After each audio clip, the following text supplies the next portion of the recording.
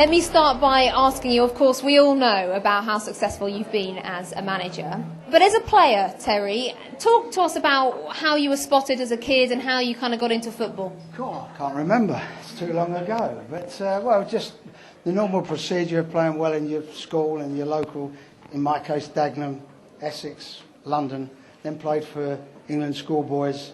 And then all the big teams see you, and then they come around to try and sign you up. Not much different to today, really. OK, now I think probably quite a few people out there will know that you've played for England at every level. How much of an honour was that, Terry?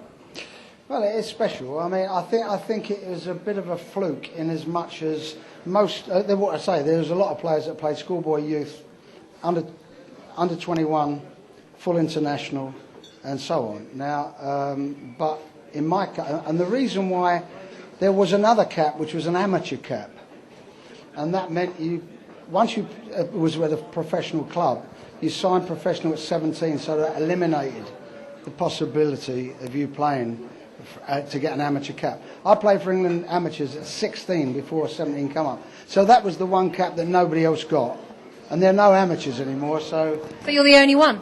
The only one, so that's not bad. Well, that deserves a round of applause, I think. Terry, obviously, you're now the assistant coach at England. You work for the FA. What's your opinion at the moment on grassroots football? If you're talking about way down there, the academies is something that I don't think yet is really bore the fruit that we wished it did. And a lot of people that now are coming in from around the world are making it that much more difficult for local boys. So do you worry there aren't enough English young players coming through? It's not just that. It's just that, say, for example, when I was playing, it was just Great Britain, so you had to be the best in Great Britain, which was not easy. But today, you've got to be the best in the world. So the pressure, and if you want to be the best, that's what you've got to be.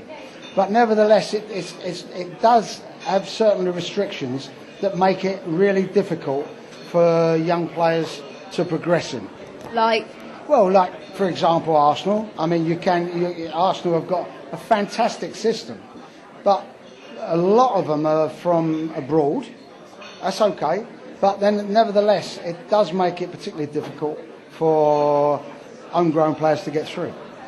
Okay, if there are parents out there tonight with young boys, young kids who want to get into football, what would your advice be to them? How can they get their kid up to into the Premiership, you know?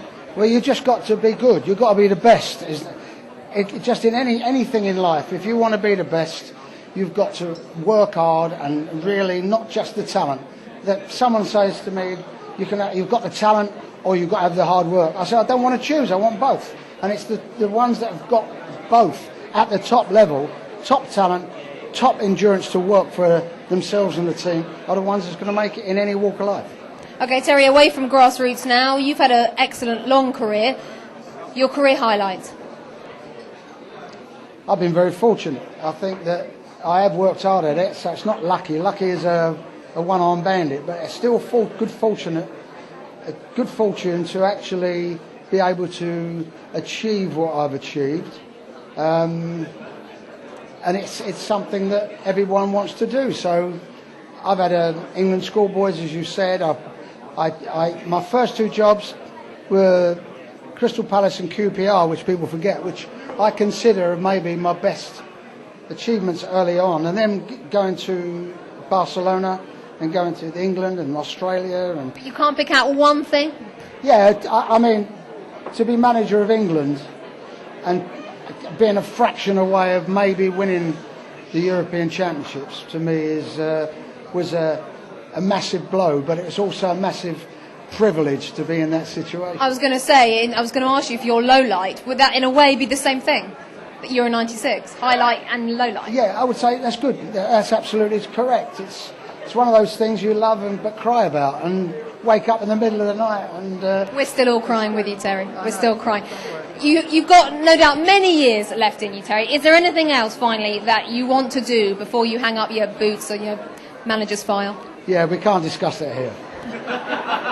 It's very kind of her giving me the opportunity, but I don't think we do. Is there anything else in football that you'd like to do? Football? No, I'm happy. I do I have a part-time football job, which is all right, and I'm doing one or two other things. So I'm very happy and content with what I've done. Really, Happy where you are. I'm all right. Okay. Terry Venables, thank you very much. Terry Venables, everybody.